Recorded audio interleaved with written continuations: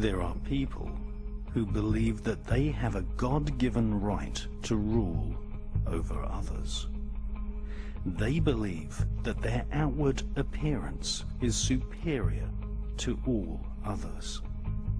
They harbor selfish ambitions to be rich and to have power over what they describe as common people. They lie, cheat, steal, strangle, stab and slash their way to power. They believe that their actual willpower, what the British occultist Aleister Crowley described as the will of Thelema, the royal will, must be obeyed. Literally millions of people have been slaughtered at the behest of the royal lust for war. And thousands of people have been assassinated so that demonic dukes and killer queens can reign supreme.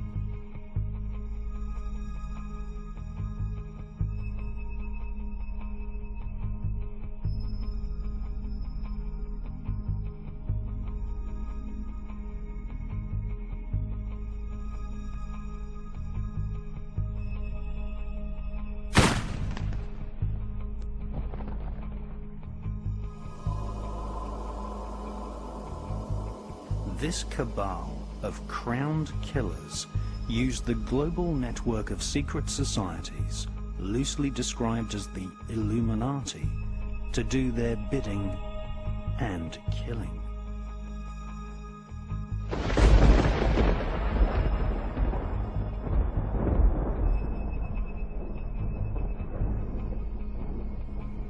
The conspiratorial view of history is the correct view of history. Conspiracy to grab property, conspiracy to make illegal profits, and conspiracy to assassinate has been the driving force behind the royal political elite for thousands of years. Many people believe that conspiracy in world politics simply does not exist. But it is a provable fact that the royal political elite have committed murder to gain power over and over again throughout the ages. Many of these murders were the result of a conspiracy usually orchestrated by politicians and aristocrats serving members of royal families. The Roman Emperor Julius Caesar was stabbed to death on the Ides of March. This was a conspiracy. US President Abraham Lincoln was shot at point-blank range by a distant relative of the British Prime Minister's wife, William Booth. This was a conspiracy. Every November the 5th, the Gunpowder Plot is celebrated. Guy Fawkes planned to explode a bomb beneath the Houses of Parliament. This was a conspiracy. In recent times, we have seen the last truly popular president of the United States, Mr. John Fitzgerald Kennedy, assassinated. This was a conspiracy.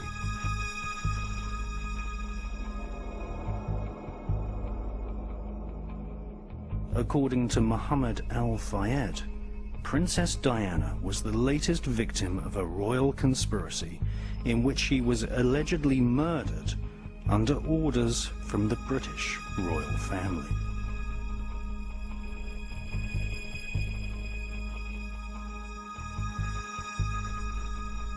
History teaches us that the royal elite have killed before, and it is most likely that they will kill again.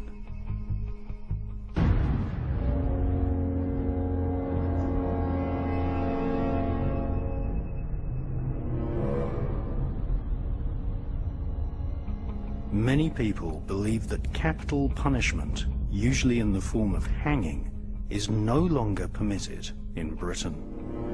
This is not so. The royal family still reserve the right to prosecute and then hang someone if found guilty of treason.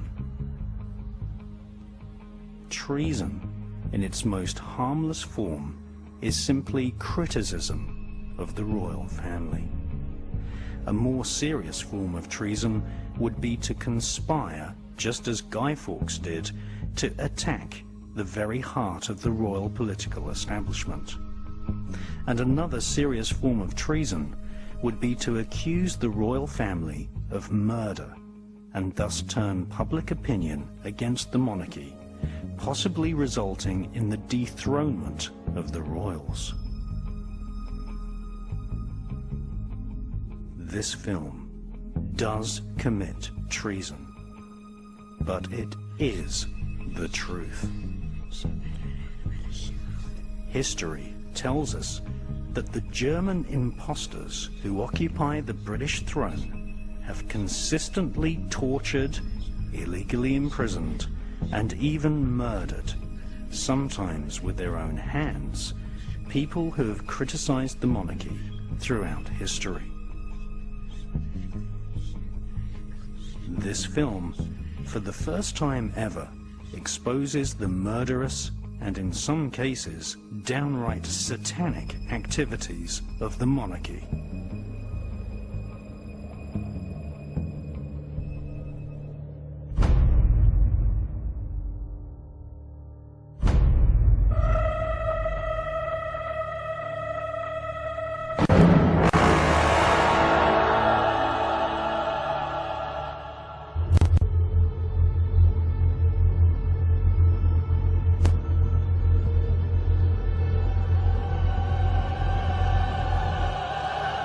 Let it begin.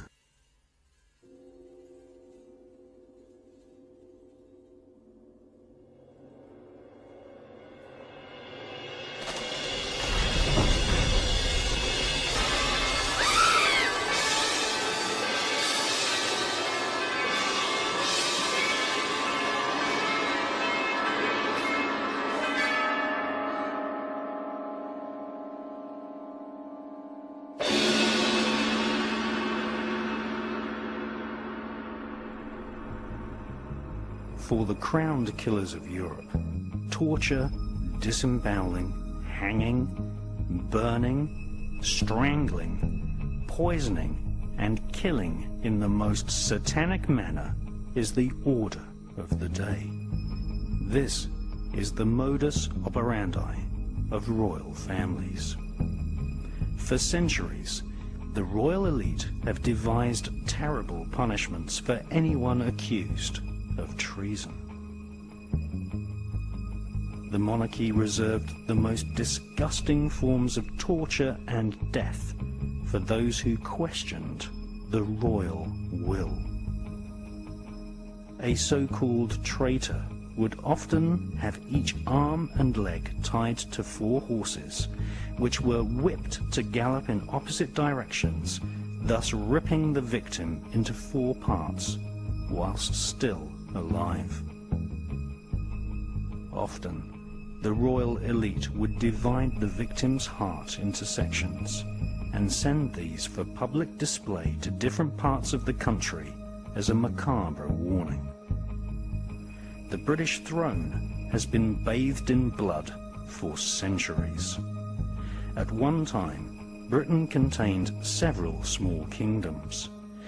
These small kingdoms, ruled over by an intermarried, self-elected elite, were gradually amalgamated into the single monarchy which rules over Wales, Scotland, Northern Ireland, England, Canada, Australia, New Zealand, and secretly controls the United States of America. As each decade dawned, the most ruthless, cunning, and murderous monarchs assassinated the regional kings and seized their property. Over history, the most heartless, cruel, disgusting, dishonest, and psychopathic royal family would triumph, eventually establishing a global empire where ordinary people are crippled with taxes demanded by a monarchy living on the other side of the planet. The so-called British Empire, which at one time included Hong Kong and India, was created by blade and bullet.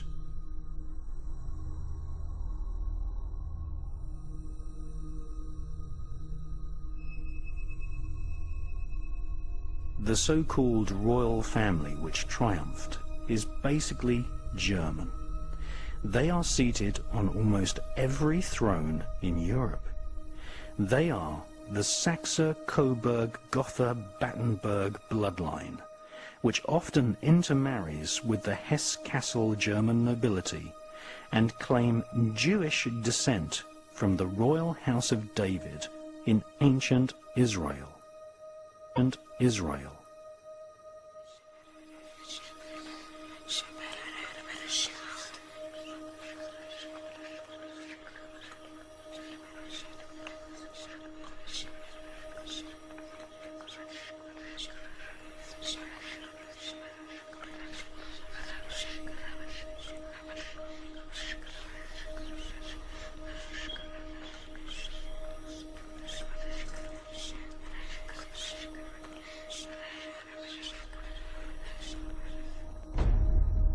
They raise their children without love or compassion, breeding each successive generation to be at the head of a military establishment who keep an angered peace by use of fear, surveillance, and war.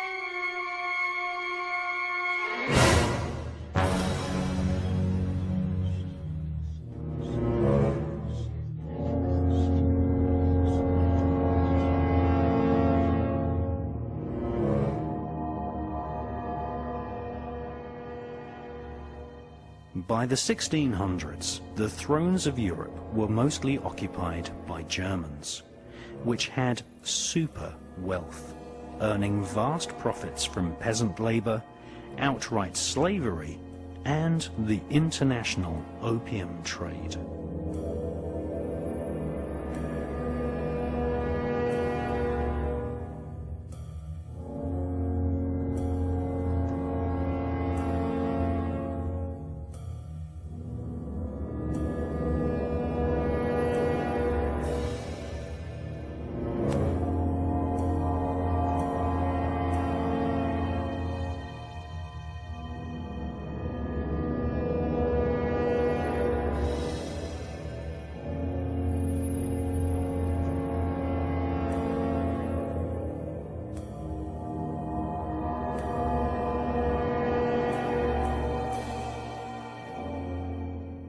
This Germanic family, known as the Saxe-Coburg-Gothas, the Schleswig-Holsteins, the Habsburgs, Romanovs, and House of Kassel-Hesse, share the same tiny genetic bloodline.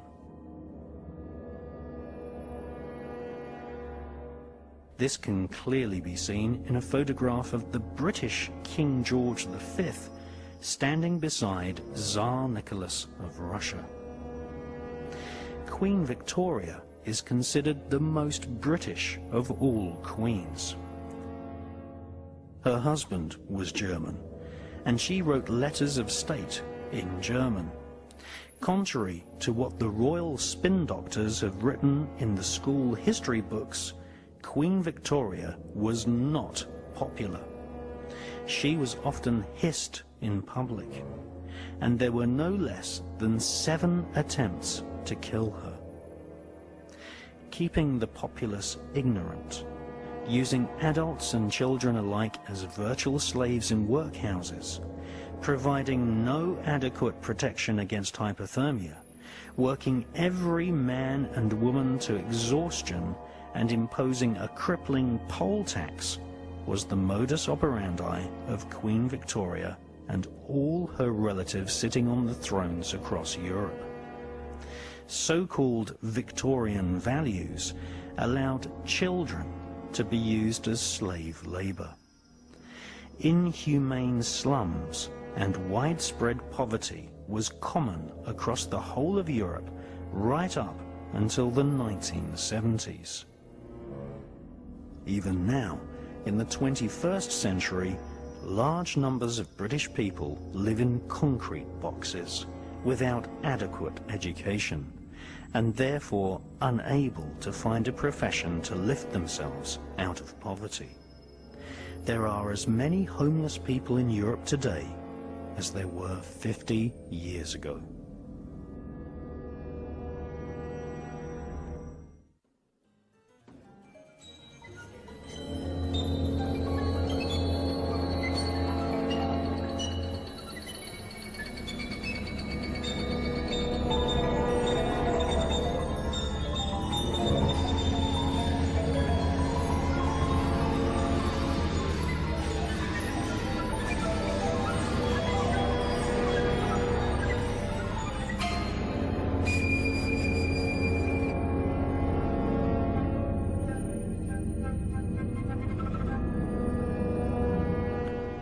Today's royal family is in power due to the bloody, horrible, murdering activities of their forefathers.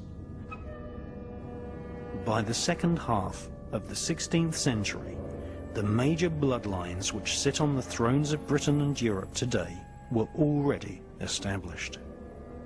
One of the most vicious crowned killers was Tsar Ivan IV of Russia. His mother fell foul of one of the most common forms of royal assassination. She died of poisoning when Tsar Ivan was just 8 years old.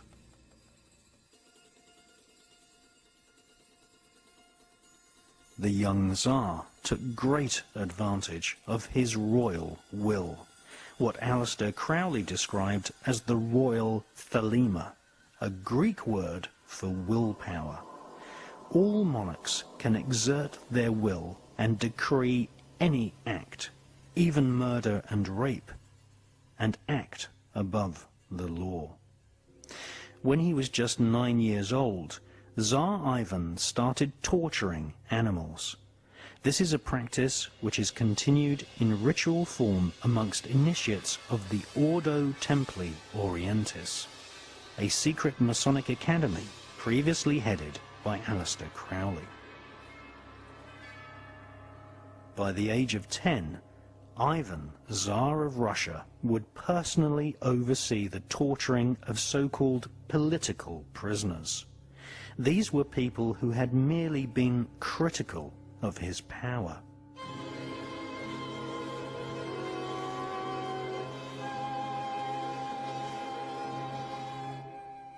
He committed his first rape at the age of 11. He was crowned in 1547 and diverted public attention away from their own abject poverty by entering into war with Poland and Lithuania. Tsar Ivan took thousands of prisoners and personally supervised their torture, often devising the most wicked torture techniques himself.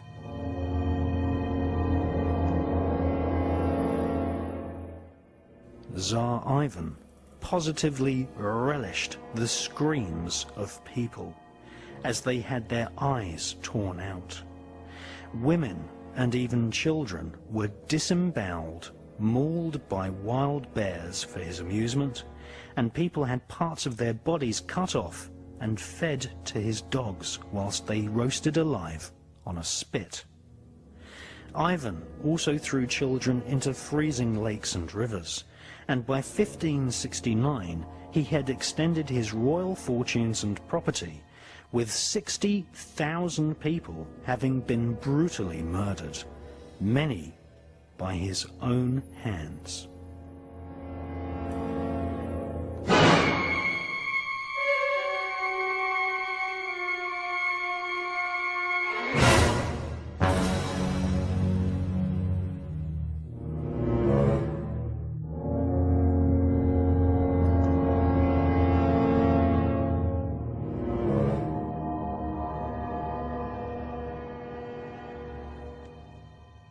One of the most popular secret societies in Victorian London was the Golden Dawn.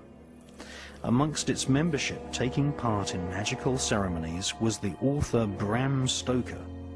His most famous novel is Dracula.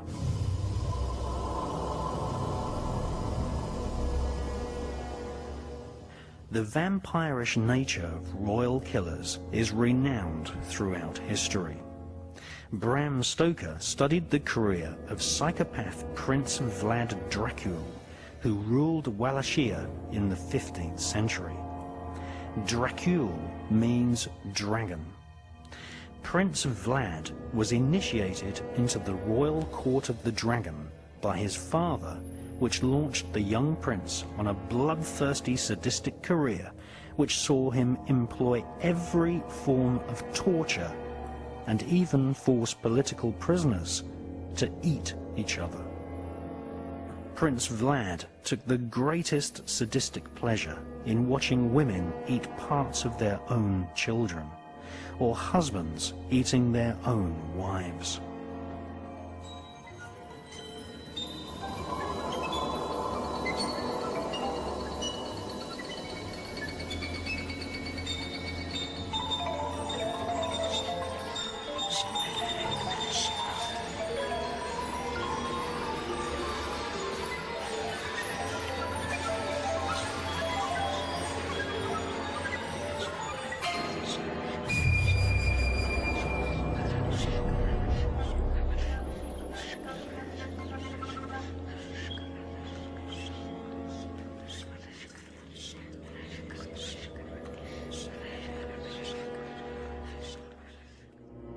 Every British and European monarchy has a history of murder by a brother, cousin, or wife. Even royal mothers have killed their own children. King William II of England was murdered by his own brother, who became King Henry I. In her fascinating book, God of the Witches, published in 1933, historian Margaret Murray revealed that King William II was a pagan warlock and had most probably been murdered as part of a ritual sacrifice to nature spirits who were invoked in order to assist the wicked royalty of Britain. Pagan holidays, such as the equinox and solstice, play an important role in the royal calendar.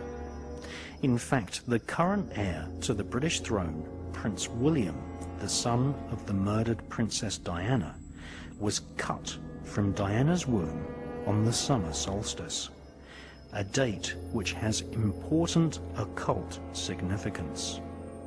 The reason given for the caesarean surgical birth was that William was delivered timely, so that Prince Charles would not have his royal engagements disrupted by the prince's birth.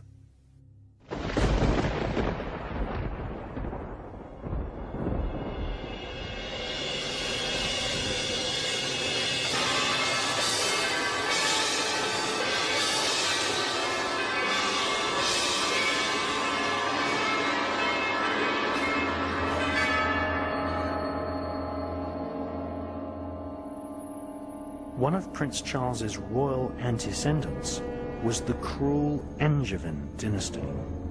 Their offspring sat on the thrones of England and also ruled the illegally captured kingdom of Jerusalem. One of the counts of Anjou returned from the Crusades with a new wife.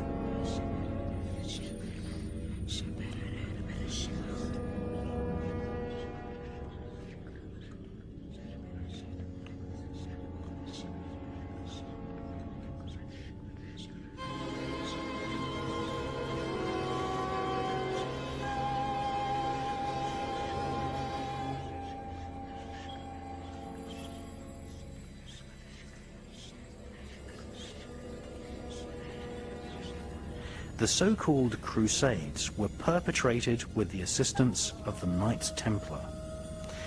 Thousands of Islamic men, women and children were tortured and butchered whilst the Knights Templar ransacked holy places and slaughtered in the name of Christ. They were searching for ancient Kabbalistic texts whilst practicing a form of black magic, invoking spirits according to the teachings of King Solomon.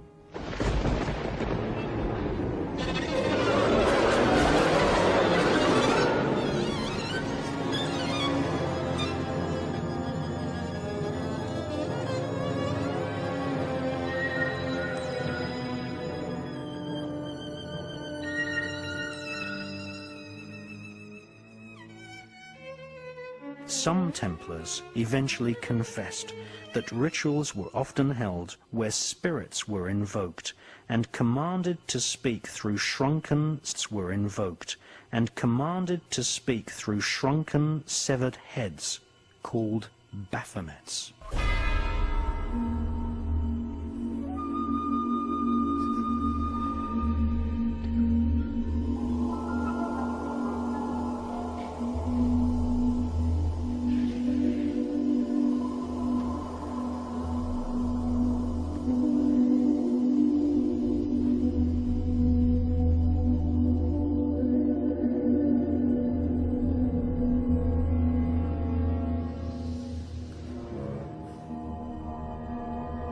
The Count of Anjou returned to Europe with a mysterious wife he had met during the Crusades.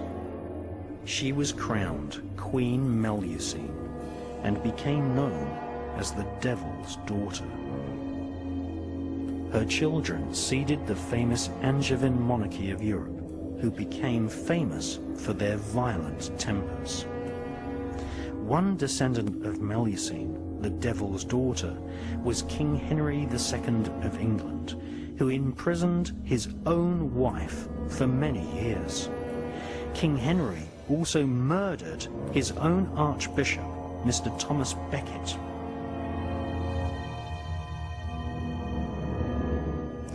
King Henry's son was the wicked King John, who became famous through the legend of Robin Hood.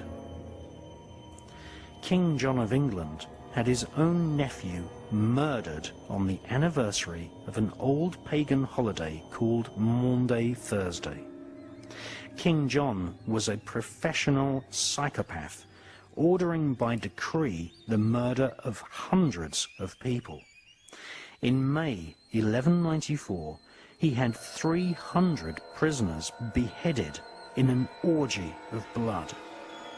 In the year 1212, a number with significant occult associations, he personally oversaw the hanging of 28 young boys in Wales.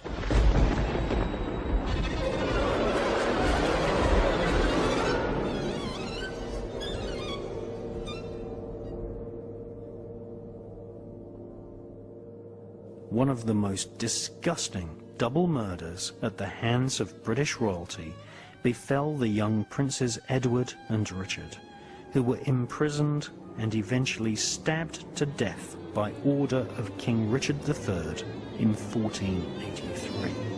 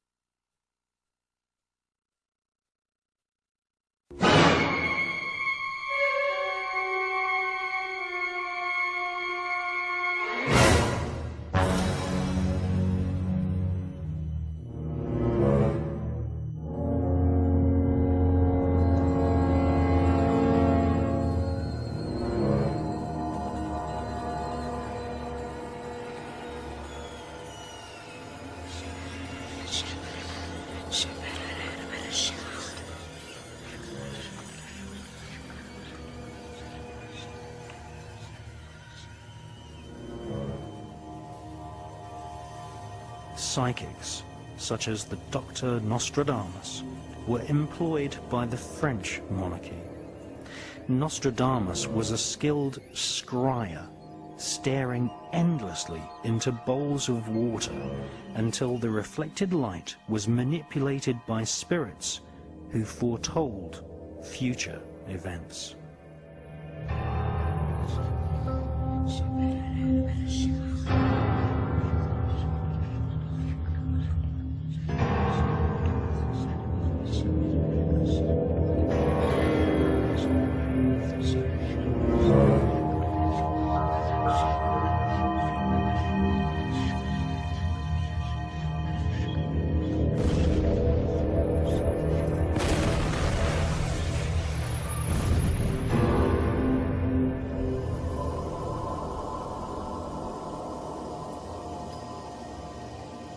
Dr. Nostradamus wrote a book of prophecies called Centuries, which was published in 1555. He describes events from the mid-1500s through to the end of the world, which is predicted to come in the year 3797. Catherine de' Medici, Queen of France, asked him to plot the horoscopes of her husband, King Henry II. In 1560, King Charles IX of France appointed Nostradamus as his court physician. Nostradamus accurately predicted for the French Queen, Catherine de' Medici, the death of her own children and other information which was used to bolster the monarch's hold over the peasant population of France.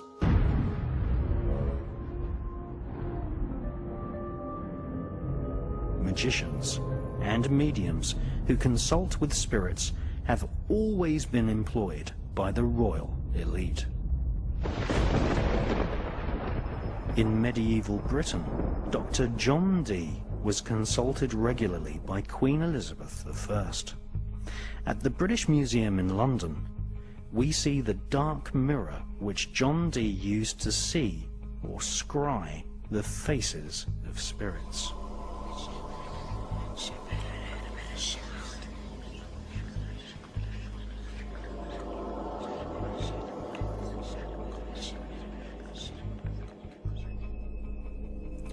Dee's ability to communicate with spirits led him to be employed as a spy, developing psychic espionage techniques, which we now call remote viewing.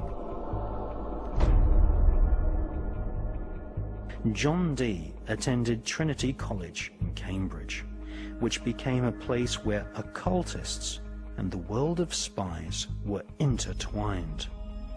Aleister Crowley also attended Trinity College. In 1904, he wrote an introduction to an ancient book of spells called the Goetia. Soon after, Aleister Crowley followed the footsteps of John Dee and worked as a spy for Her Majesty's Secret Intelligence Service, MI5. In medieval Britain, anyone found communicating with spirits was in danger of being arrested by the many inquisitions organized by the Vatican.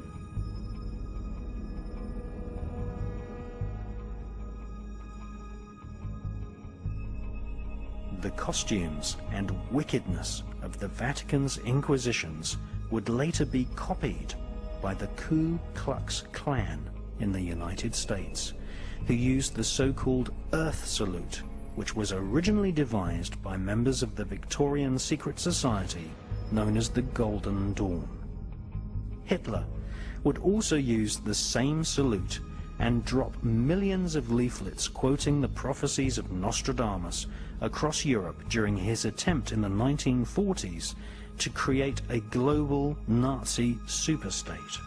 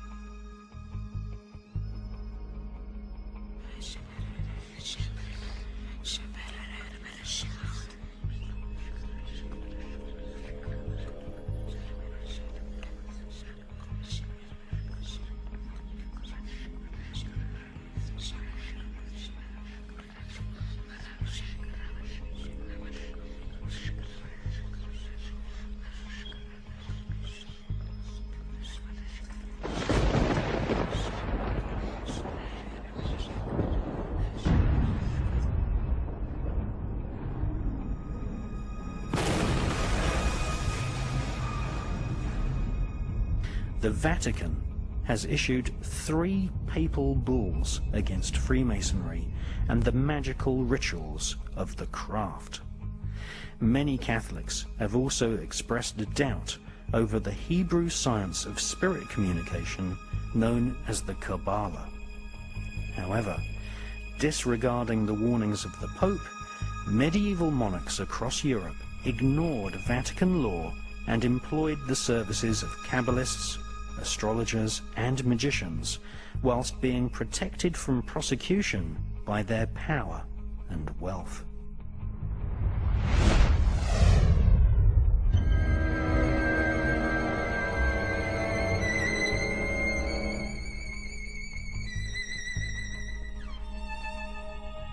Dr. John Dee was secretly initiated into the secrets of the Kabbalah by Rabbi Lowe in the 1500s. The Kabbalah offers a route map which is called the Tree of Life. Discarnate spirits, some angelic, some evil, occupy each point on the Tree of Life. These spirits can be called forth and invoked to serve the magician. Medieval astrologers and Kabbalists such as John Dee were hired by monarchs to plan their wars, or to experiment with alchemy, trying to transform base metals into gold and thus increase the already spectacular wealth of the monarchy.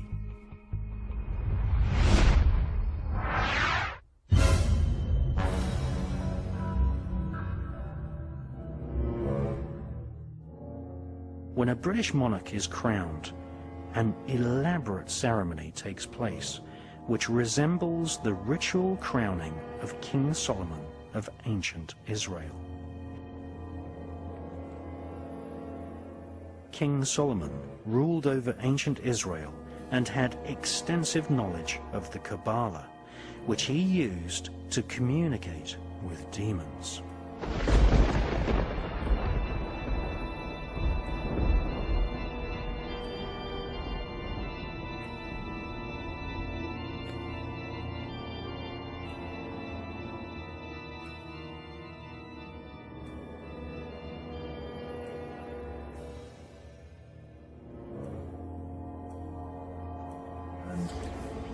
King Solomon was anointed king, the priest known as Zadok, and the prophet known as Nathan, so thou be anointed, blessed and consecrated, queen over all the people.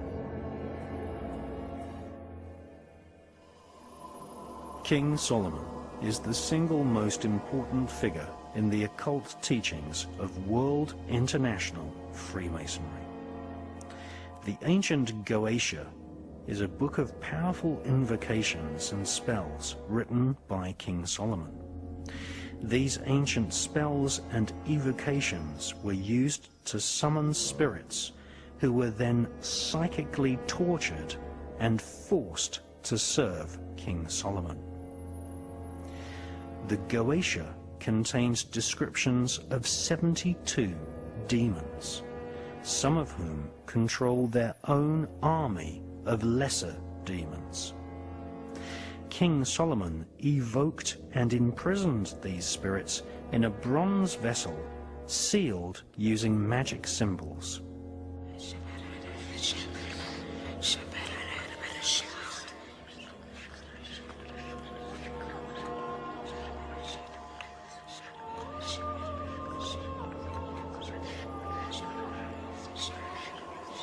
The Goetia explains how the spirits can be compelled into obedience. The Goetia describes a demonic royal hierarchy of spirits, many of which are referred to as knights, princes, and kings. King Solomon ruled ancient Israel from the year 970 to 928 BC. Satanists, occultists, and Freemasons worldwide venerate the memory of King Solomon who owned a magic ring engraved with a symbol called the Seal of Solomon. Symbol called the Seal of Solomon. This gave him power over the invisible monarchy of demons. This Seal of Solomon is better known as the Star of David. It is this symbol which is encoded into the $1 bill and is also the flag of Israel.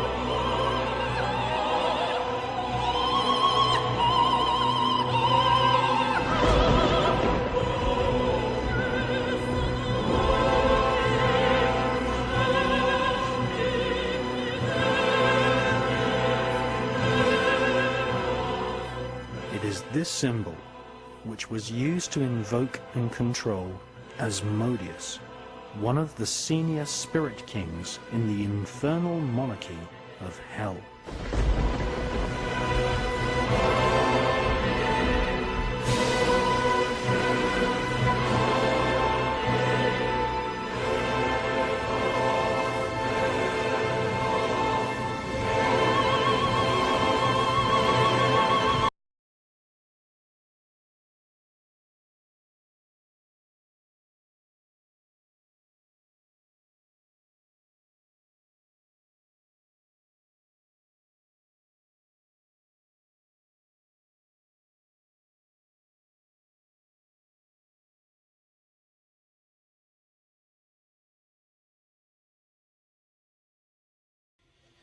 Well, David Icke's book, The Biggest Secret, is one of my all-time favourite books. There is a section in there talking about a character called Pindar, who apparently is the boss of some of these satanic councils or satanic groups in America, and he also attends rituals in Europe. And according to some of the sources which David Icke used for his book, Pindar, this character, is otherwise known as the Marquis de Libu, or the Marquis of Libu. So there is a section in the book saying, you know, can you give us any more information? And David Icke requests the reader, you know, if you've got any information, then come forward. Now, a good friend of mine actually wrote a book called The Way of the Dragon. And it's an excellent book. It's all in French, and I have French grandparents, so it's quite easy for me to be able to research ancient French documents. Now, Libu was suggested to me by my friend as possibly being an anagram of the old French term, which is bilu or biliou. Now, bilu is a plural of the word Belial, and Belial means demon, and Biliou is an old French term for plural, which is demons. So if Libu is an anagram of Bilu, and I believe it is. This man is attending the Satanic Councils. Apparently he arrives in a white Rolls Royce or some white limousine. And he calls himself the Marquis of Demons, or the Marquis of Demons. Now that's absolutely fascinating, because many of the 72 spirits which we see described in the Howling, the Book of Howling, otherwise known as the Goetia, it's also known as the Book of Shadows. Many of the 72 spirits there, you've got all these instructions of how to summon these spirits.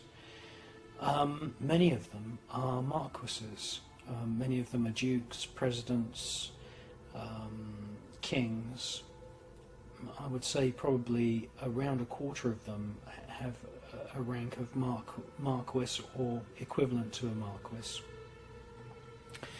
And if you conjure these spirits using the information which you find in the Goetia and also in other medieval grimoires, you will see that in your mind's eye these spirits often appear riding dragons or griffins, or they hold serpents in their hands, and at your command they will take the form of a human being. At the magician's command they will take the form of a human.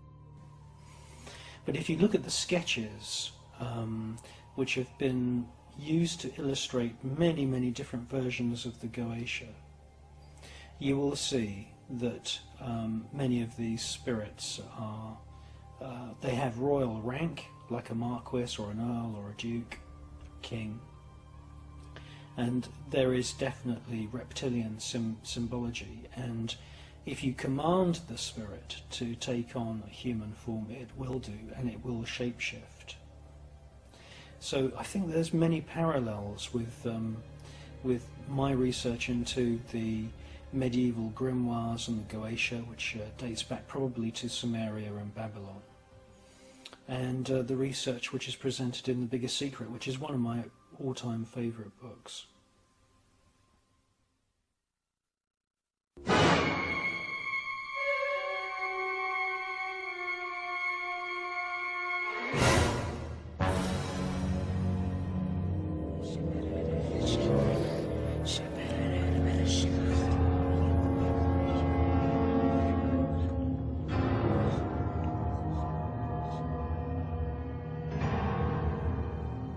Asmodeus, who often appears as a classic devil creature, can be found inside the church of Rennes-le-Château in the Languedoc region of southern France.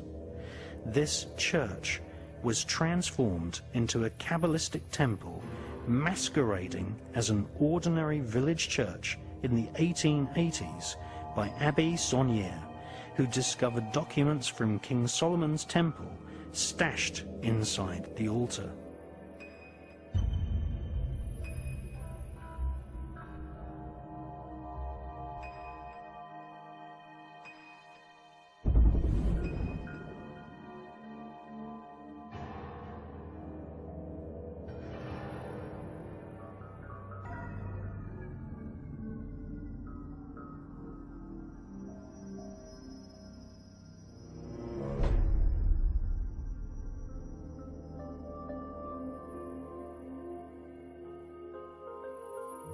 To this very day, the British coronation is a bastardized version of the actual coronation ritual of King Solomon.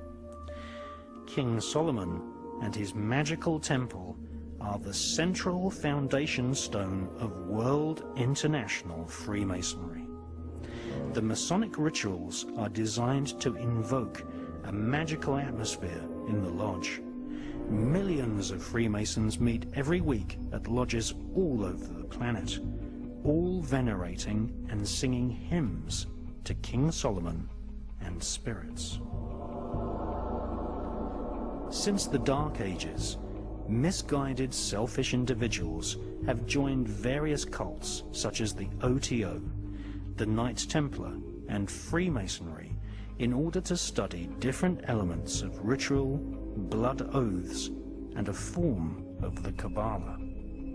The upper levels of Freemasonry require the initiate to memorize dozens of pages of text written in Hebrew and study symbols used in the Goetia to invoke spirits. The Templars and Masons have been led by senior royals since the beginning. The Masonic network provides the monarchy with an invisible worldwide cabal who have sworn allegiance to the monarchy and their Masonic demon god known as Yabulon. The entity known as Baal is named by King Solomon as the most senior spirit in the infernal royal hierarchy of demons. Masons swear never to divulge each other's secrets. Also, never to criticize a fellow Mason, even if he be guilty of murder. This provides the monarchy with a global army of Freemasons willing to do their service in secret to the crown.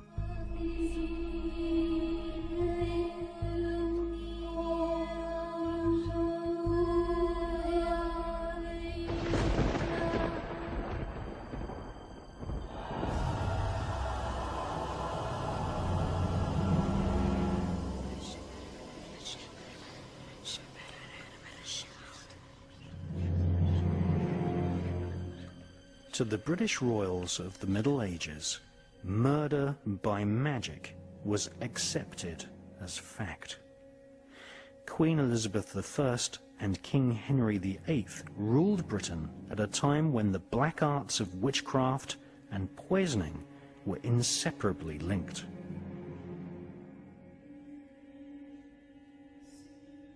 Across Europe, the monarchy was involved with one murder after another. Many deaths attributed to a form of black magic, often perpetrated by someone within the royal court. In 1388, the Queen of Aragon was accused of the attempted murder of her own son by using witchcraft. In 1419, Jeanne of Navarre, the widow of King Henry IV, tried using magical spells to kill her stepson, Henry V. Jeanne of Navarre was convicted on evidence offered by her chaplain. Further revelations exposed the fact that witchcraft was being practiced right at the very heart of the royal court of England. Like the Kabbalist magicians, witches were also sometimes employed by the monarchy.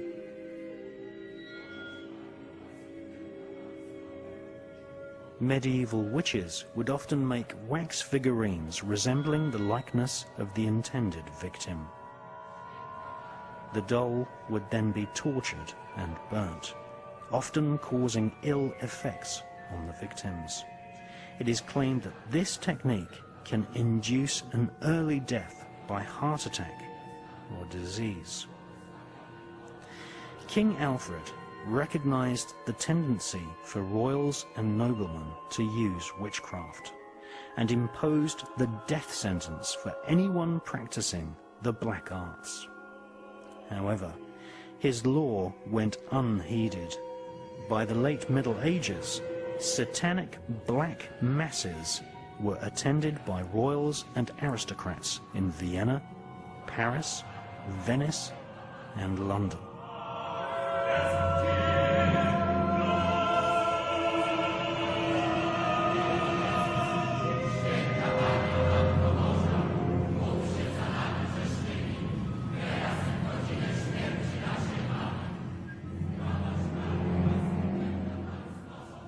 King Henry VIII came to the throne knowing that psychics, magicians, and mystics with knowledge of necromancy had been on permanent employment with the royal court.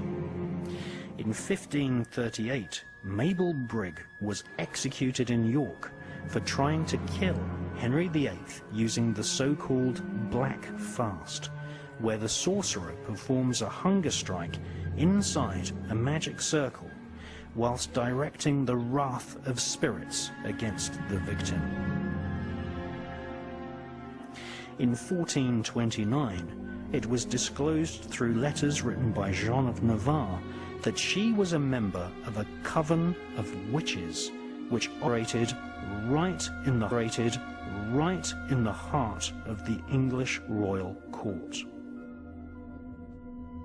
One of her fellow witches was the wife of one of her stepsons, Eleanor Cobham, who was married to Humphrey, Duke of Gloucester. Eleanor Cobham was arrested on the 25th of June 1441 at the King's Head Tavern in Cheapside, London, and stood trial for witchcraft. Her husband was the heir to the British throne.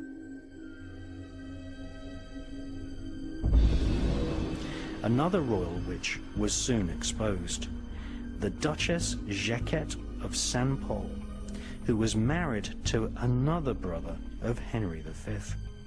She stood in a witchcraft tribunal which heard evidence suggesting that she had ensured her daughter's marriage using talismans and black magic. A frenzy of satanic ritual was eventually exposed at the heart of the royal courts of Britain and France by several 19th century historians.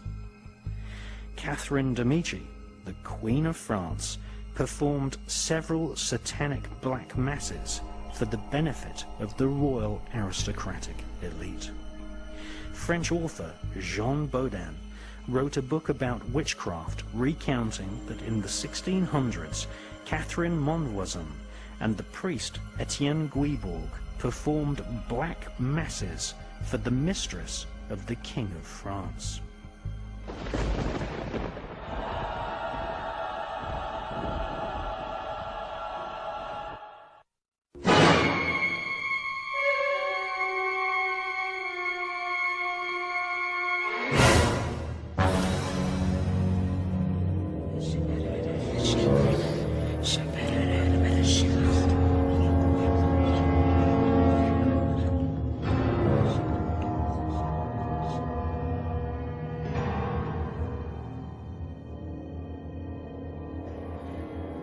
The Black Mass is a satanic parody of the Roman Catholic Mass, often involving the ritual murder of a virgin. Aleister Crowley wrote extensively about ritual sacrifice and recommended that a child under the age of 9 of above average intelligence made the ideal sacrificial victim.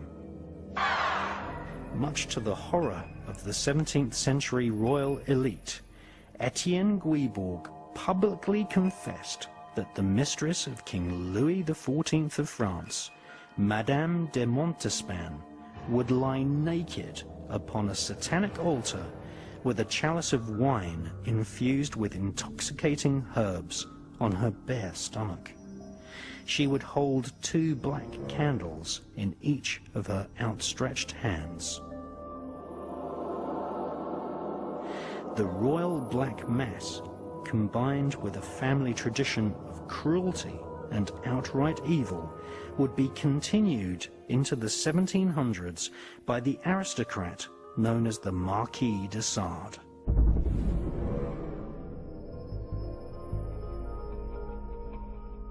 The de Sade family were members of France's oldest nobility.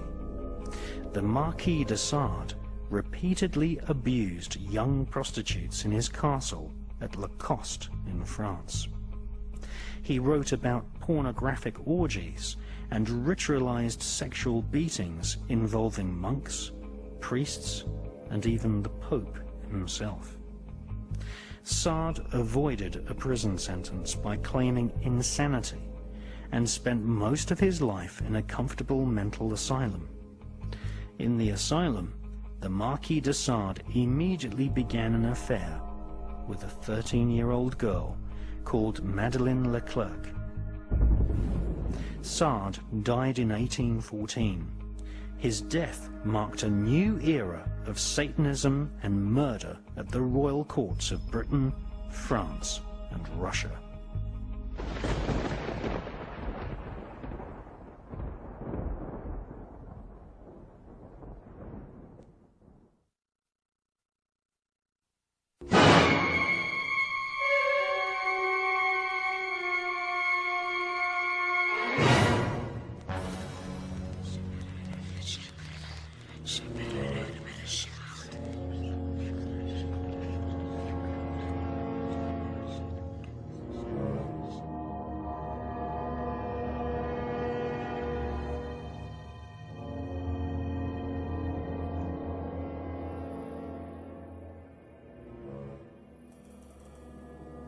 Witch hunts of the Middle Ages took place all over Europe and even in the United States of America. However, witch hunts in the Russian Imperial Empire were much more rare.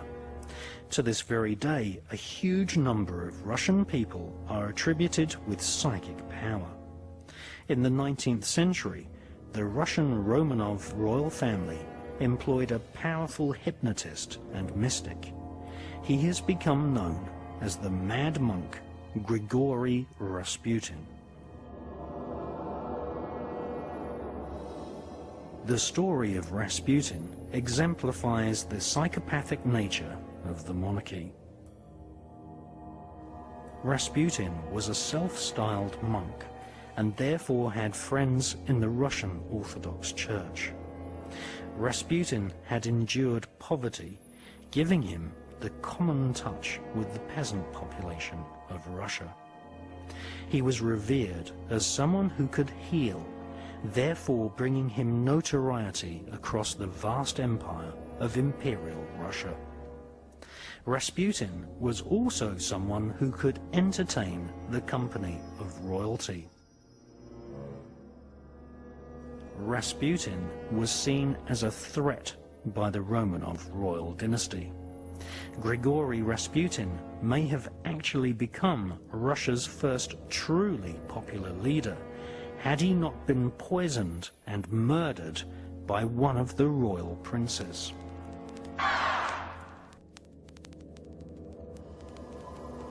Born in 1869, the mystical Grigory Rasputin could engage himself in an intense trance where he prophesied future events. His psychic healing powers were employed by Tsar Nicholas and Queen Alexandra. Rasputin used his famous healing hands to cure the Tsar's son. Once the royal Romanov dynasty saw the immense power of Rasputin, they quickly realized that a popular revolt may elevate Rasputin to be the leader of a new Russian republic. The Romanov royal family immediately plotted the murder of Rasputin. However, Rasputin's psychic powers allowed him to prophesy his own death, and he gave warning to Tsar Nicholas that if he were to murder Rasputin, then the whole Romanov royal family would also be killed.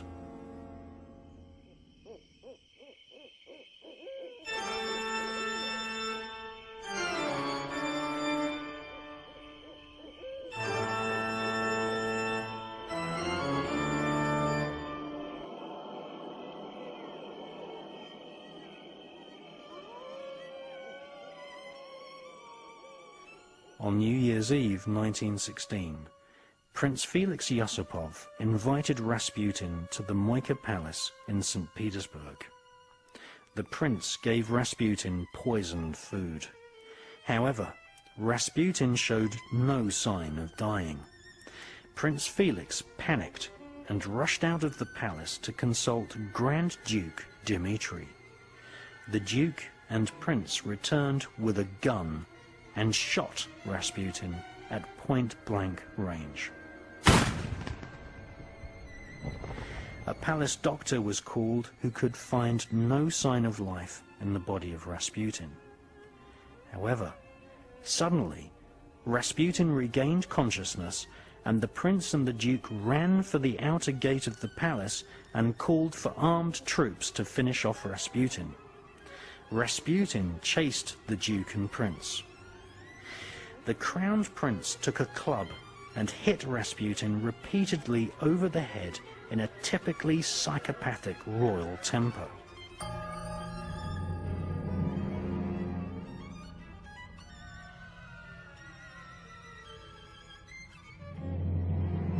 Palace guards were ordered to wrap Rasputin in a heavy curtain, and he was then lowered to his death in the icy cold river Neva. Thus, the Russian people lost one of their truly great potential leaders. Soon after, a bloodbath would take place in Imperial Russia, and the dictatorial, cruel system of the Romanov monarchy would be continued by a fake revolutionary communist government who secretly took their orders from the royal political elite.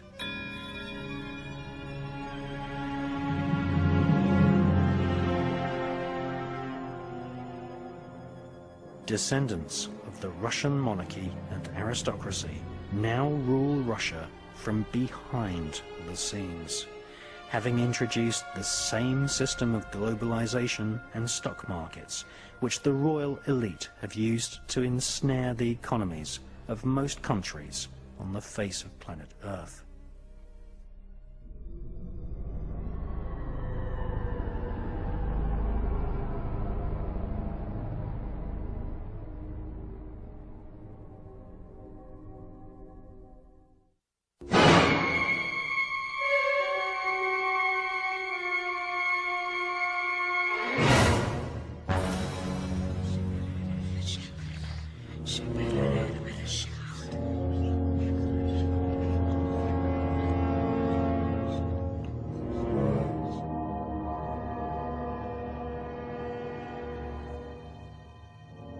Perhaps the most cruel and bloodthirsty homicides ever perpetrated in Britain were the so-called Jack the Ripper murders, which occurred in East London during 1888. This was more than just murder. The so-called Jack the Ripper murders were ritual bloodbaths. The victims were slaughtered according to the oaths of loyalty sworn by members of the Masonic religion. Now, for the first time on film, we can reveal the truth about Jack the Ripper. Diaries written by Inspector Aberline of Scotland Yard at the time of the Ripper murders have been held in safekeeping by Joseph Sickert, whose father was an artist who gave art lessons to Prince Albert Victor, the heir to the throne of the British Empire in the 19th century. Prince Albert Victor was known as Prince Eddie. He was the son of Queen Alexandra and the grandson of Queen Victoria. During the last 120 years, royal spin doctors have led the public to believe that Queen Victoria was popular. She was not.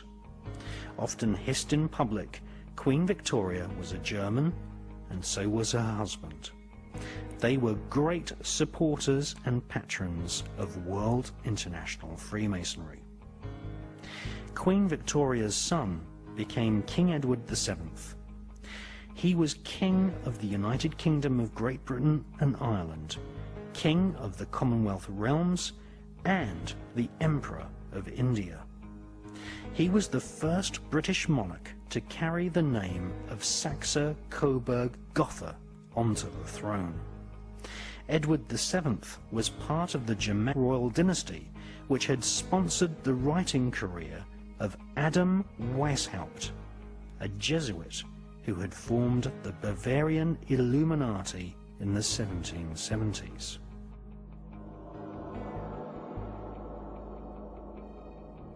the Bavarian Illuminati infiltrated the upper echelons of Freemasonry, preaching a secret doctrine of a new world order, a global superstate where compassion and democracy would have no place. Since the 1700s, the Bavarian Illuminati has fragmented into an invisible global network of secret societies, which includes the infamous Skull and Bones fraternity at Yale University in the United States.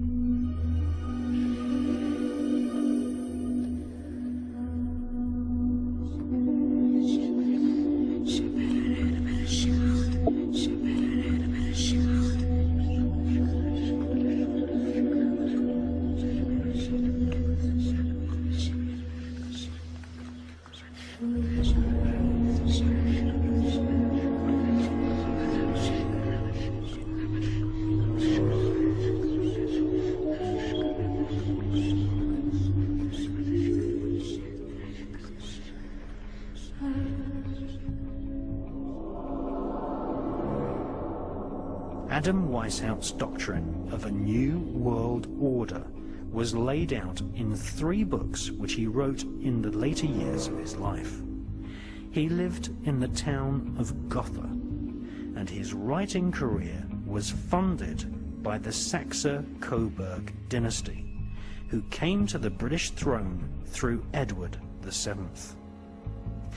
Edward VII was installed as Grand Master of British Freemasonry in 1875. He regularly appeared in public wearing the ceremonial uniform of a Masonic Grand Master. Like his Saxe-Coburg grandparents, King Edward VII was one of the biggest financial contributors to the Illuminati version of Freemasonry. He was crowned in 1901.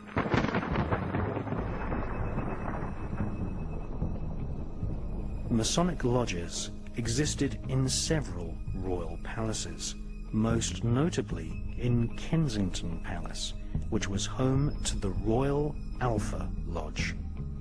It was here, in 1885, that King Edward VII initiated his own son, Prince Albert Victor, better known as Prince Eddie.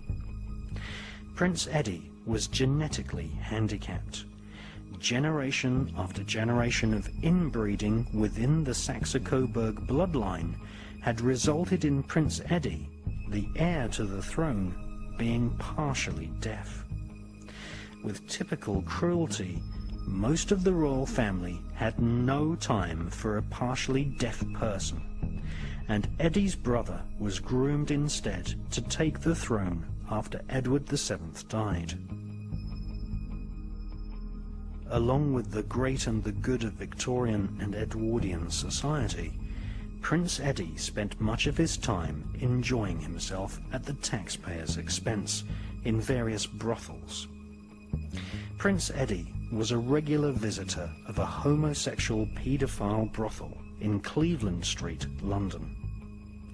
Alistair Crowley, who claims to have been a member of the 1591 Studholme Masonic Lodge and also a visitor to the Royal Alpha Lodge at Kensington Palace, was in possession of love letters between Prince Eddie and a young boy at the brothel.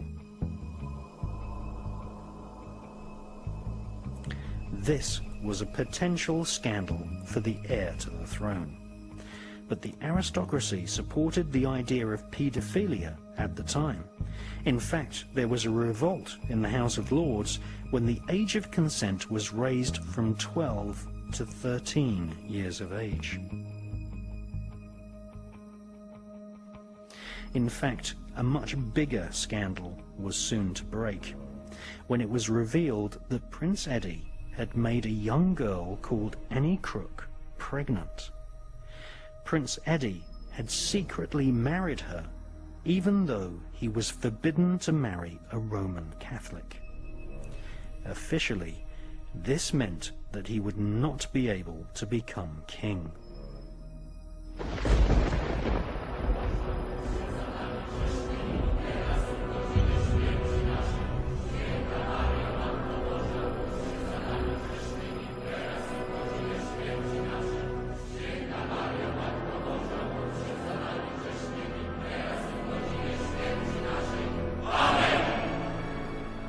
In 1884, the Pope had condemned the satanic nature of Freemasonry, and the royal political elite split into two factions, one Catholic and anti-Masonic, and the other Protestant, fiercely guarding the real power behind the throne, which was World International Freemasonry. Prince Eddie had secretly married a Catholic, and that was a form of treason. It infuriated powerful Freemasons. Mixed with a potent dash of royal paedophilia and Aleister Crowley's collection of homosexual love letters between the prince and a young boy, the British establishment was facing perhaps the biggest scandal ever to have rocked the monarchy. They decided to do what the monarchy has always done: stage a massive cover-up operation.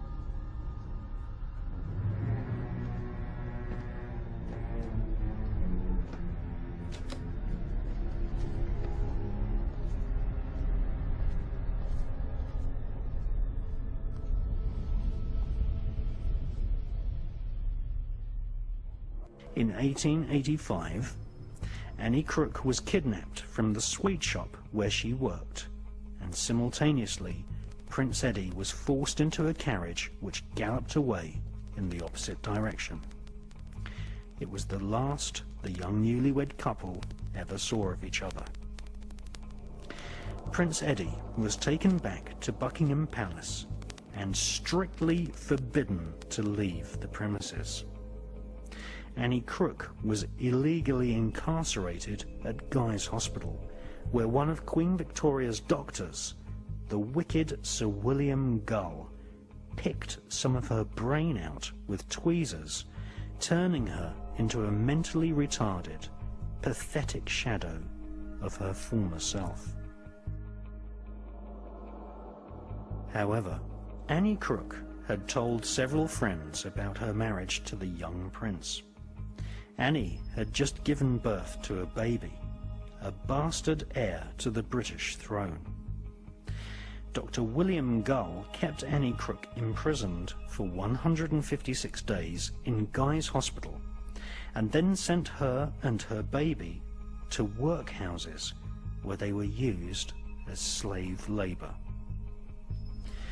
One of Annie's friends, a young girl called Mary Kelly, worked part-time as a prostitute at Whitechapel in East London. Mary Kelly and a group of her friends decided to write a blackmail letter demanding money from the royal family. The year was 1888. The Hermetic Order of the Golden Dawn had been formed the same year. Freemasons marched in full ceremonial regalia in public. The Bavarian Illuminati had splintered into a secret society inside another secret society. All the thrones of Europe were occupied by royal Masons. What Mary Kelly and her group of friends had not counted on is that not only were they trying to blackmail royal Masons, they were blackmailing psychopathic crowned killers who would prefer to kill rather than give over a single penny of their wealth. The occult powers behind the throne convened a special meeting at the Royal Alpha Lodge in Kensington Palace. This elite group of Masons called themselves Princes of the Blood Royal.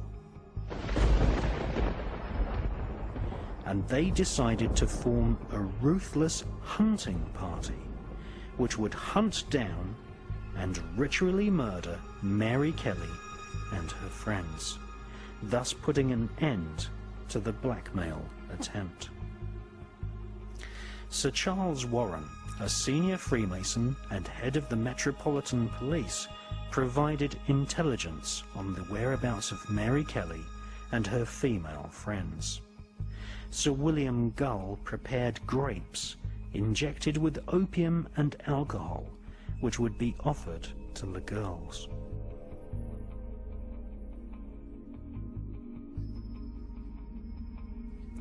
John Netley, a ruffian coach driver who worked for several aristocrats, would supply transportation.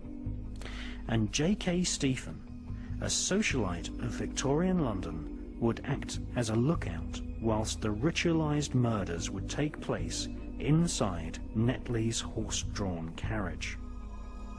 According to the diaries of Inspector Aberline of Scotland Yard, diaries which were sealed in wax and held in safekeeping by the Victorian Impressionist painter and friend of Prince Eddie, William Sickert, the so-called Jack the Ripper murders were not the work of one crazy individual. These were meticulously planned ritual murders conducted in the Masonic tradition by a large group of aristocrats who hunted the young female victims rather like a country expedition killing foxes.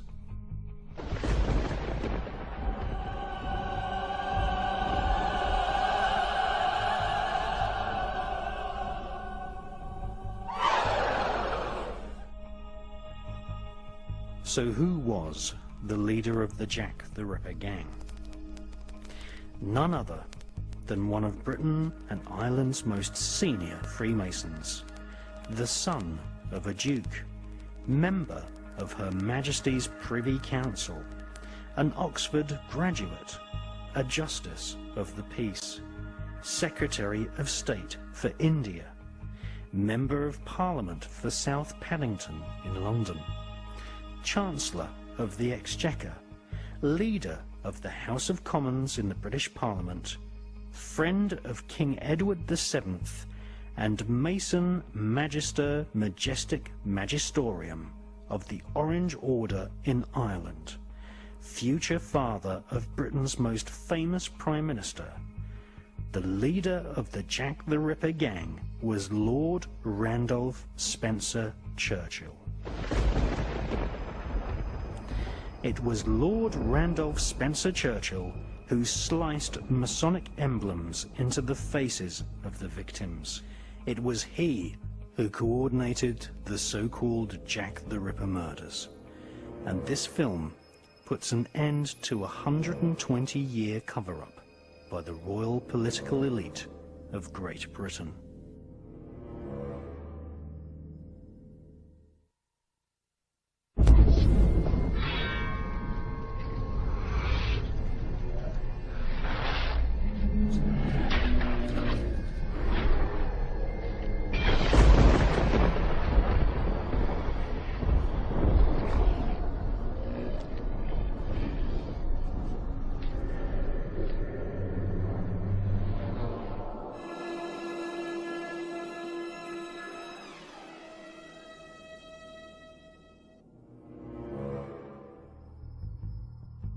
Until the young Lady Diana Spencer became Princess of Wales, Lord Randolph Spencer Churchill was the most famous member in the history of the Spencer aristocratic family. Her Royal Highness Princess Diana was herself a Spencer, a family which has served the monarchy for generations.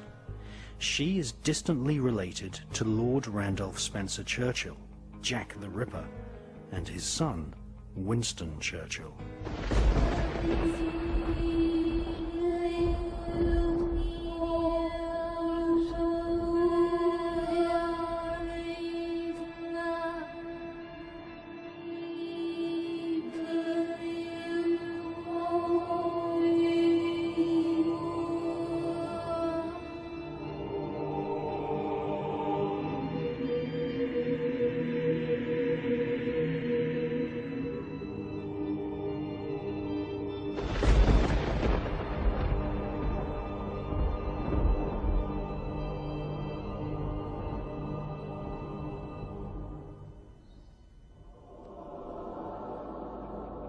Randolph Spencer Churchill was no stranger to the occult.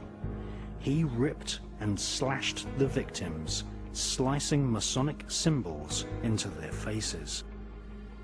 According to Masonic instruction, the internal organs of the victims were torn out and trailed over their left shoulder.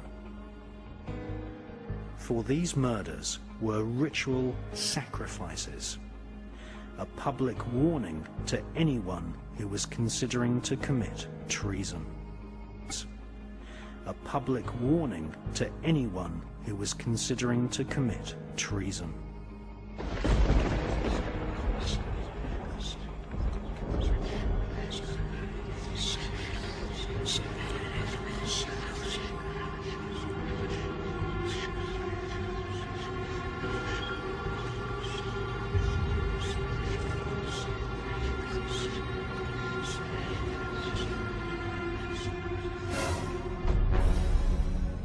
In his characteristic manner, Aleister Crowley soon left Britain after the Jack the Ripper murders.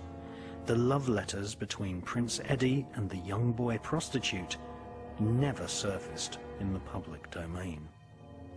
J.K. Stephen, one of the aristocratic gang of murderers, was so ashamed and shocked by the ritual psychopathic behavior of Lord Randolph Spencer Churchill that he made his confession to Inspector Abberline at Scotland Yard. Of course, there were no arrests. In fact, Scotland Yard still, to this day, take great care to cover up the true significance and detail of the Jack the Ripper Masonic murders. When author Stephen Knight was given access to the Ripper file at Scotland Yard, he found that many important documents had been deliberately lost. Stephen Knight discovered later that some of the documents he had seen during his research for his book, Jack the Ripper: The Final Solution, had subsequently been destroyed. Soon after the publication of Jack the Ripper: The Final Solution, and also after having exposed the true nature of demonic Freemasonry in his excellent book called The Brotherhood, Stephen Knight was dead.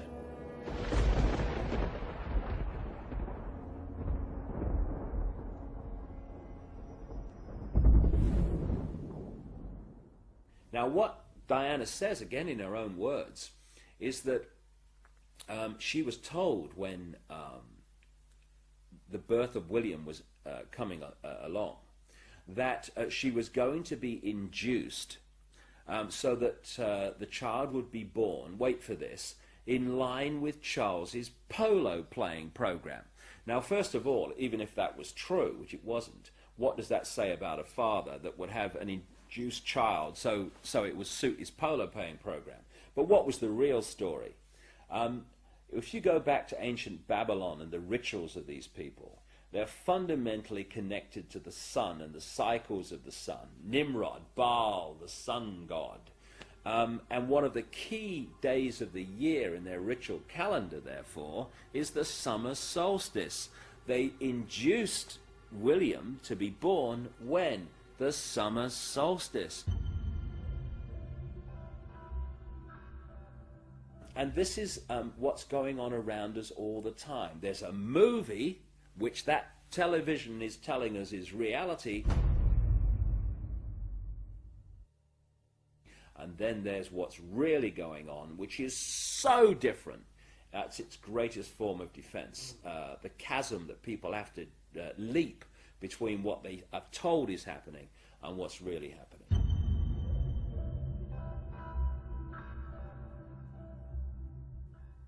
A confidant, Christian Fitzgerald, told me that people who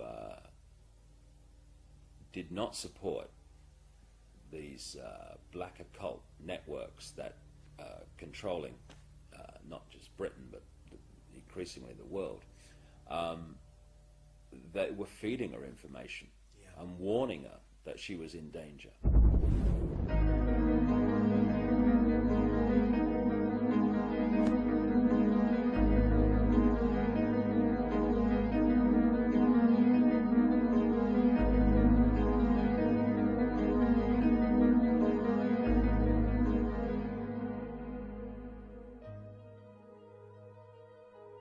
What keeps this whole thing from coming out, and has done for us all this time, and indeed the wider conspiracy too, is that to understand it you have to research so many different subjects and then fit the strands together before you go, wow, so that's what it's all about. In this soundbite world of superficiality we call the mainstream media, people get so little information that they can't see what's going on. So when you look at the story of Diana, it's not just about what's happening now, what happened in 97. It's also going back again to Babylon, places like that. The goddess Diana was an ancient goddess, which was another name for the Babylonian goddess Queen Semiramis, the goddess of the Illuminati.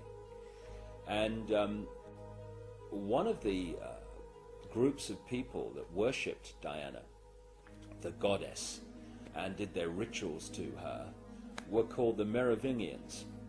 The Merovingians are one of the, if not the, key bloodline in the whole Illuminati network. They were the royal line of a people called at one stage the Cambrian Franks, which is where we get France from, that came out of the time of the Trojan Wars in now what we now call Turkey, up through the Caucasus Mountains and into what we now call France. Eventually, their royal strand, the Merovingians, were what the whole people became known as. And they were great goddess Diana worshippers. And according to an American researcher in Paris, immediately after Diana died, the Merovingians dug underground sacrificial chambers in Paris, just outside the original Paris, well inside, of course, the present metropolis, where they did their rituals to the goddess Diana. And according to her, the place is now called the Pont d'Alma Tunnel, which is still an underground kind of location. Now, the ancient myths of the goddess Diana were that she was a moon goddess. Pont d'Alma actually translates as passage or bridge of the moon goddess. Coincidence? Why is it with the absolutely, I cannot emphasize this enough, the ritual symbolism obsessed Illuminati, why is it that even people who said, oh, it was an accident, have actually said, well, there is one question. Why was Diana held in that tunnel for so long when she's supposed to have had internal bleeding which needed repairing? Why not get her to hospital immediately? Why was she held in that tunnel for the best part of an hour and a half? Why? Because in the sick ritual, and that's what it was, the ritual of her murder, she had to die in that place of ancient sacrifice to the goddess Diana. And it was when she died that they then moved her out. And of course, goodness knows what have happened to her internal organs, because this is what these sick people use in their rituals. Interestingly, when you look at the stories and myths surrounding the goddess Diana, over and over again, the theme of lakes, of islands, and particularly of the tree grove come up again and again and again. It was the tree grove that was the sacred place of worship to the goddess Diana, not a temple.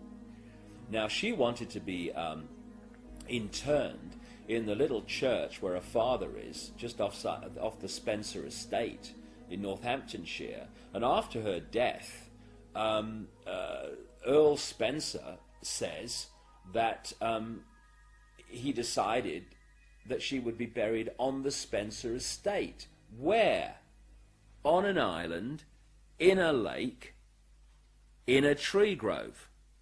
And there's also this bizarre story where Earl Spencer says that he had this dream that he had to put 4 black swans on the lake.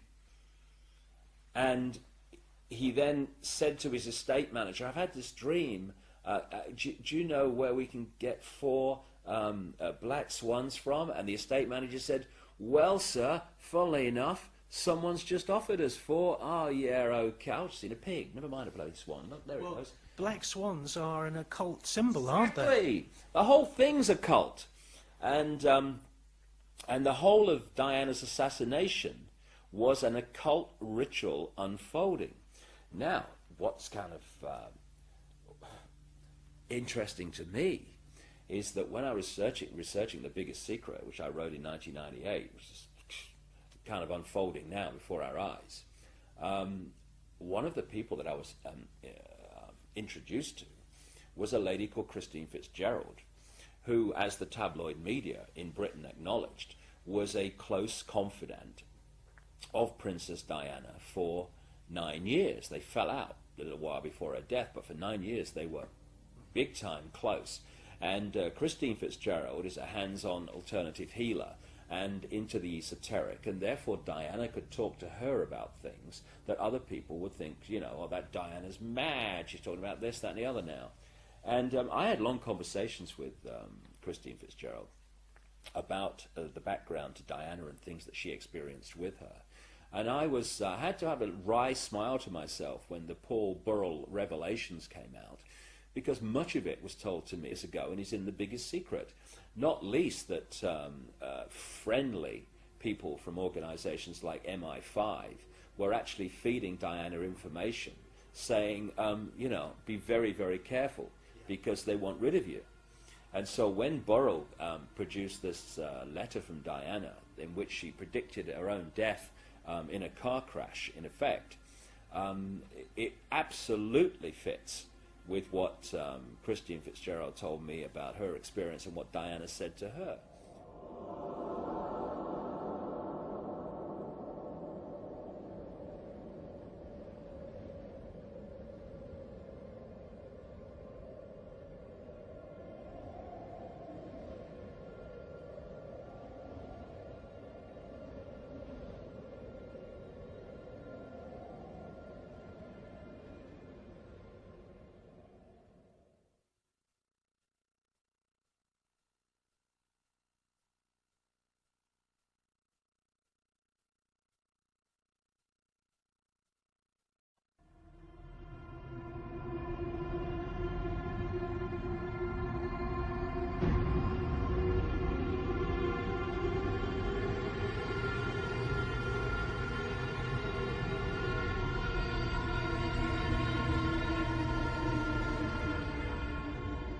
Diana was under intense surveillance by MI5 and MI6 at home and when she travelled outside the UK. Now, yesterday you made this interesting comment that she was the most photographed woman in the world. While she was alive. While she was alive. But the route in Paris, which is going through, you know, the biggest, most famous roads in Paris, is it true to say that there is not 1 single second of video footage from any CCTV camera? It is indeed, yeah. There are 10 known cameras that were lining the route that night. But they were all, now we know officially from the Lord Stevens report, that all of those cameras were pointing inwards towards the buildings that housed them. So none of them were pointing towards the road. So therefore allegedly we have no footage whatsoever of Diana's journey or of the crash itself.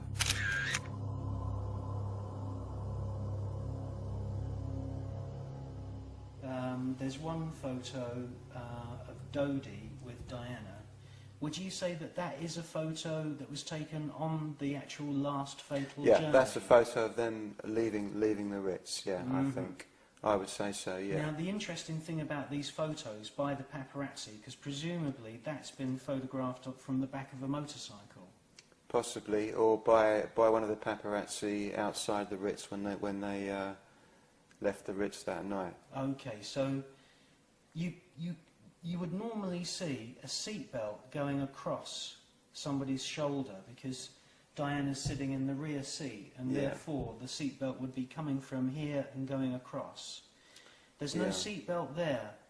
No, we know for sure now that none of the occupants were wearing their seatbelts, which is odd, really. But certainly in Diana's case, it's very strange because the minute news of her death reached Britain, all of her closest friends started to say, you know, why wasn't she wearing a seatbelt? It had become a religion for her to wear a seatbelt. She always wore her seatbelt. It was an obsession for her. But now we know, strangely, from Lord Stephen's report, again, that Diana's seatbelt in particular was jammed in the retracted position. That is a quote, verbatim, from Lord Stephen's report.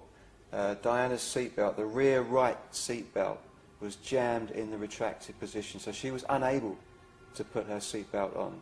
Even though the others may have been able to, she was unable to. So that's just an interesting point that's come out of the report.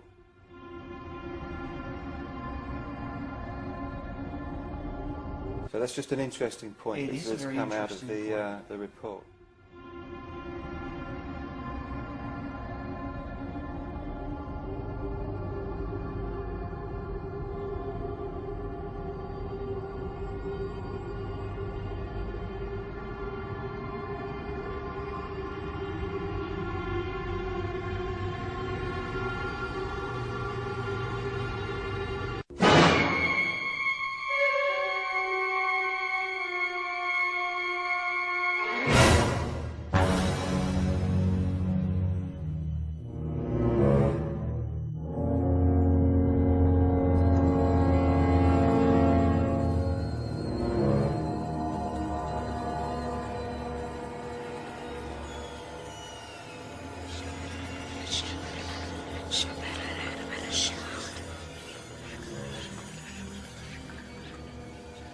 After Prince Eddie learned of the bloodthirsty campaign of murder unleashed by the Masonic monarchy and saw the horrific photos of Mary Kelly and her friends in newspapers, he had a nervous breakdown at Sandringham.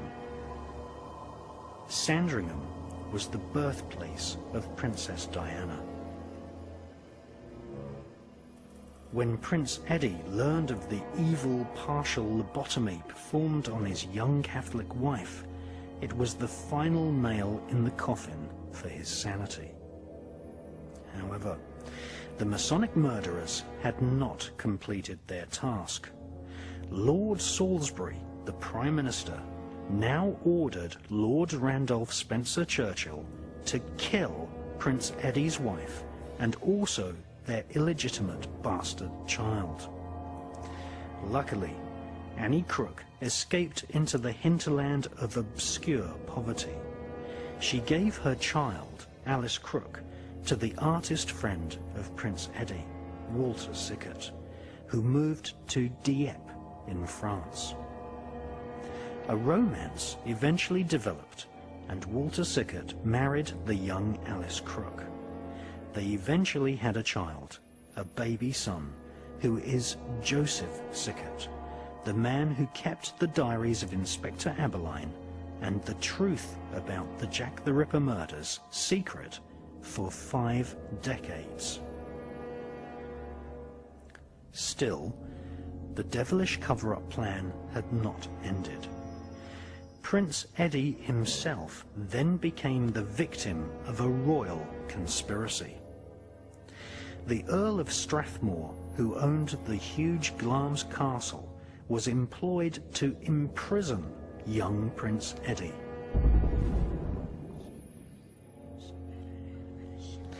the royal family lied to the entire world and announced Prince Eddie's death on the 14th of January 1892, whilst secretly keeping him prisoner in hidden chambers at Balmoral and eventually later at Glamis Castle.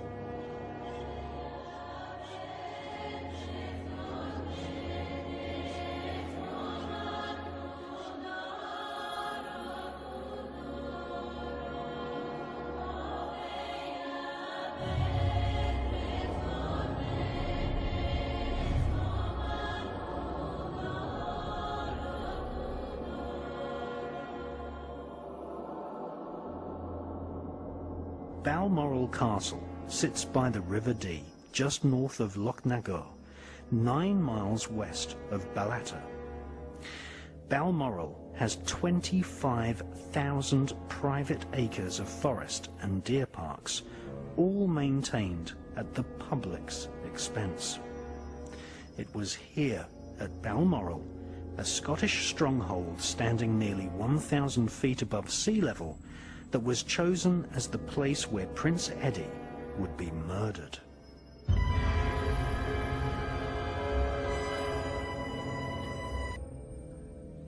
Lord Randolph Spencer Churchill and his coach driver, John Netley, were dispatched to Balmoral, where they pushed the young prince off a cliff.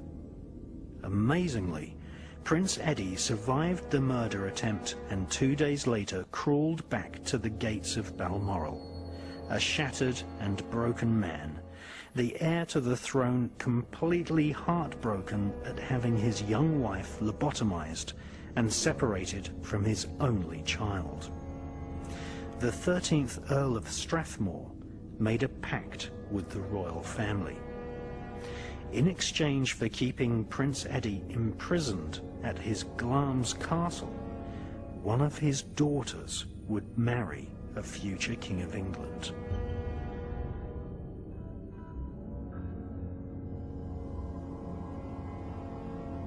Glamis Castle has more than 100 rooms and many secret chambers. Shakespeare wrote about how Macbeth committed murder in the Great Hall. Glamis Castle is one of the most haunted places on Earth. On the floor of King Malcolm's room, there was an indelible blood stain which would not be washed away. The royal family eventually boarded the floor over. It was here, at Glamis Castle, that Prince Eddie, his spirit broken, was imprisoned for the rest of his life. He died eventually in 1933, 41 years after the royal family had officially proclaimed him dead.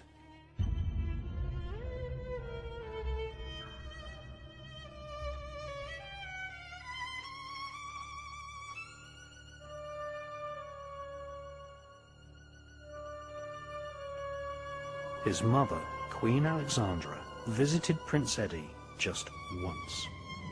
She took a photo of her son and sent it to her sister, who was the Empress of Russia. For the first time on film, we can now see this photo, a picture of a broken-hearted man, imprisoned against his will, sitting alone in a small chamber, painting pictures which no one would ever see.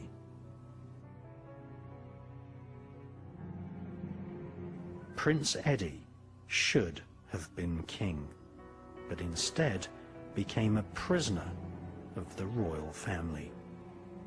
Rumours of a secret prisoner at Glamis Castle circulated amongst the staff for decades after.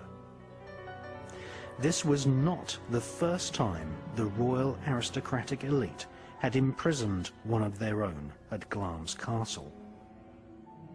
According to official records, in October 1821, a son was born to the 11th Earl of Glamis.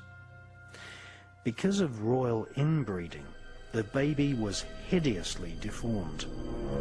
His parents, in a typically aristocratic, cruel manner, refused to announce the birth of their child as a future earl. Their son was badly deformed, resembling an egg with a hairy face and incredibly muscular arms. His parents illegally registered the baby as dead at birth. The son was never given an official name, even though he lived for more than 50 years, bricked up in a chamber, being fed via a slit in a stone wall. Rumors of the so-called Glamis monster persisted right up until the middle of the 20th century. The Glamis monster was in actual fact great uncle to Queen Elizabeth, the Queen Mother.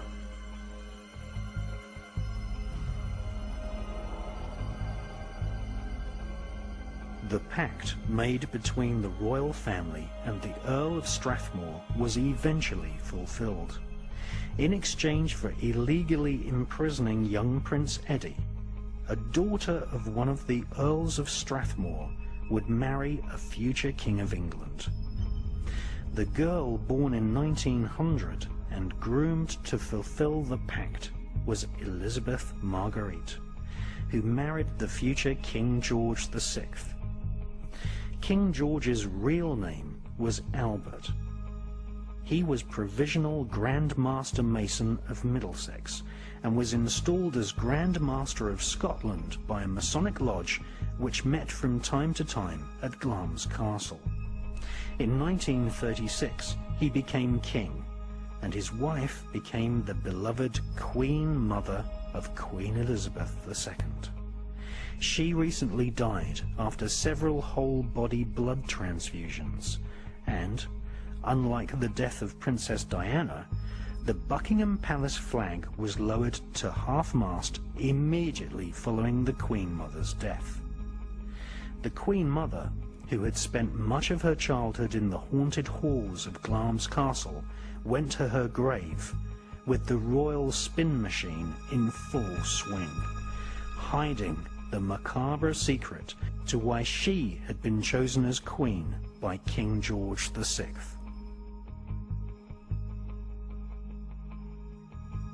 Their daughter, Elizabeth Saxe-Coburg-Gotha, whose family had invented the fake British name of Windsor to hide their German bloodline, was coronated in the bastardized version of King Solomon's occult ceremony at Westminster Abbey in 1953. The payoff for the Spencer-Churchill family was self-evident. Lord Randolph Spencer-Churchill's son, Winston, was made Prime Minister, and in 2 generations to come, a Spencer girl, the young, innocent, virginal Diana, would be groomed from birth to serve the royal oligarchy and marry the bachelor Prince Charles.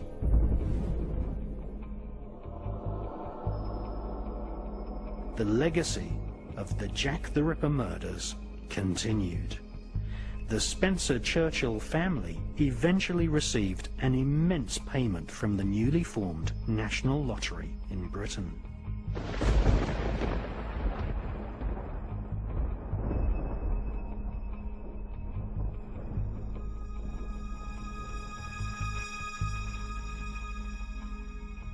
Winston Churchill was theatrically trained by his father to give speeches in the House of Commons in the exact same fake statesman-like style his father, Lord Randolph Spencer-Churchill, had used.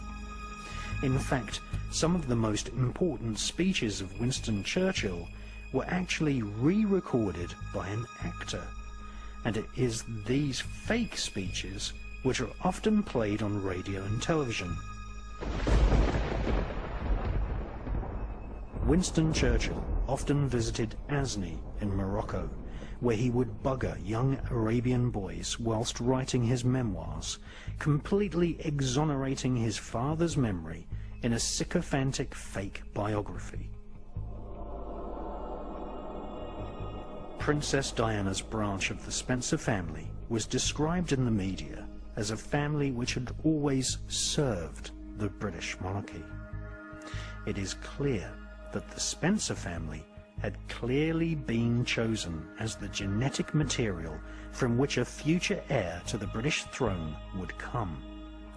Before marrying the virginal and innocent Princess Diana, Prince Charles had had affairs with both of Diana's sisters. Princess Diana had been born on the royal Sandringham estate.